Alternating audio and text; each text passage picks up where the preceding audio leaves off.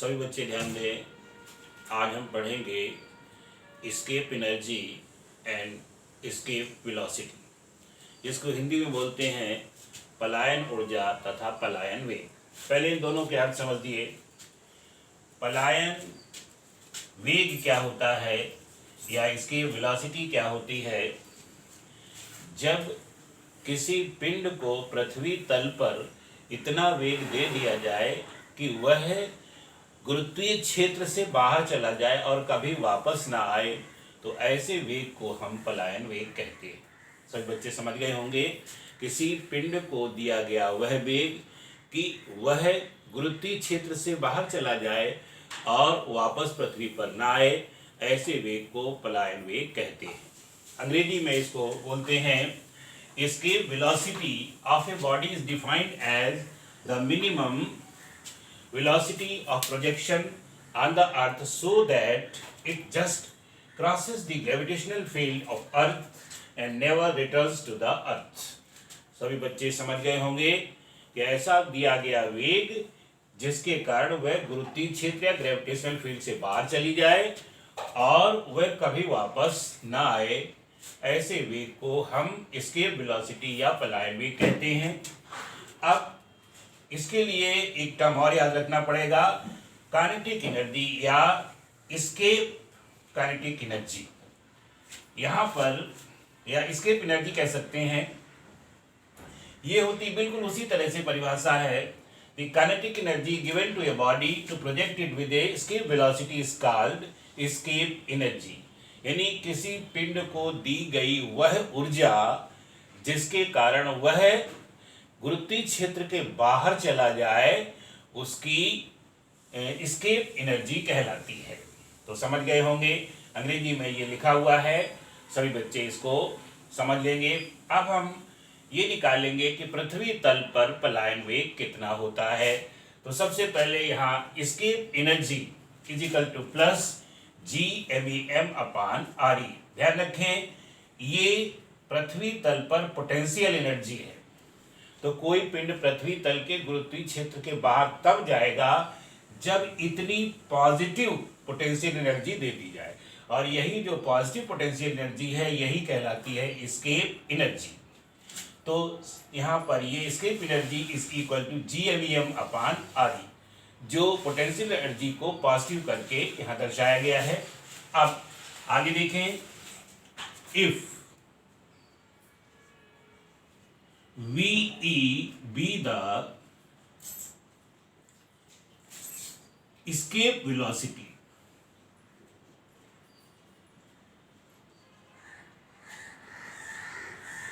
of the particle या of the body, then kinetic energy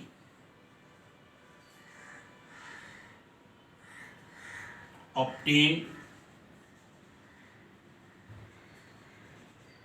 by the body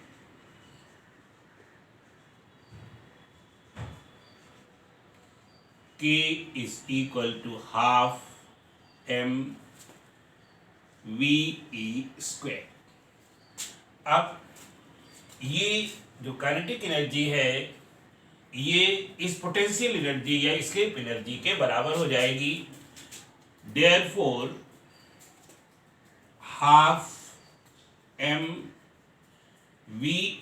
square is equal to GMEM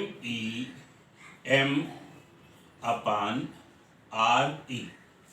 सभी बच्चे ध्यान दें, यहाँ पर m से m कैंसिल हो जाएगा। ये m mass of the body या मास ऑफ द पार्टिकल है, g यूनिवर्सल ग्रेविटेशनल कांस्टेंट है, और me mass of the earth है ना, RE radius of the earth है।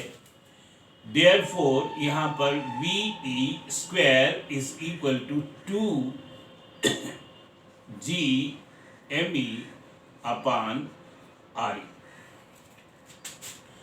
और अब इसको स्मॉल g के टर्म्स में लिख दें, तो जो 2GME है या GME है वो GRE स्क्वायर के बराबर हो जाएगा। यहाँ पर ये हो जाएगा 2GRE square upon R E, इसका रीज़न हमने आपको अभी भी बताया, because G M E is equal to होता है G R E square. Therefore अब यहाँ एक आई इससे कैंसिल हो जाएगा, तो ये therefore V E is equal to under root, ये जगह 2 GRE, ये इस पिंड की एस्केप वेलोसिटी है। अब ध्यान रखें, ये फार्मूला होता है एस्केप वेलोसिटी का। अब हम यहाँ कैलकुलेट करेंगे कि पृथ्वी तल पर इसकी वैल्यू क्या है। तो यहाँ पर now on the earth surface,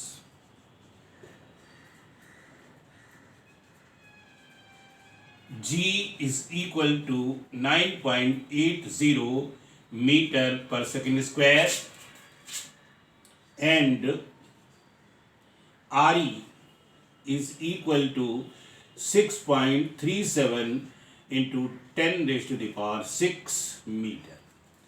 ये अर्थ सरफेस पर या पृथ्वी तल पर डाटा है।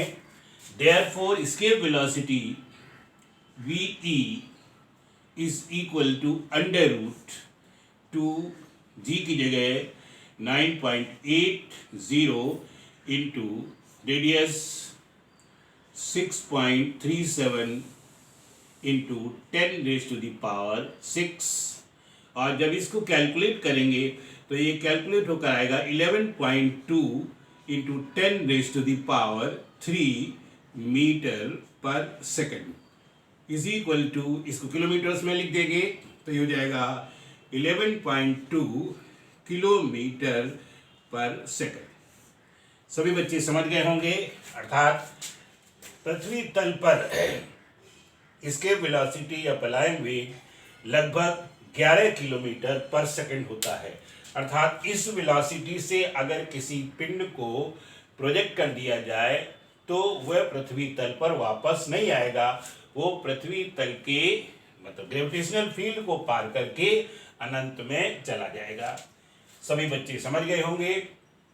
इस तरह से सभी लोग इसके वेलोसिटी की परिभाषा, एस्केप एनर्जी की परिभाषा और पृथ्वी तल पर इसका मान कितना होता है ये कैलकुलेट कर लेंगे और इसको याद कर डालेंगे।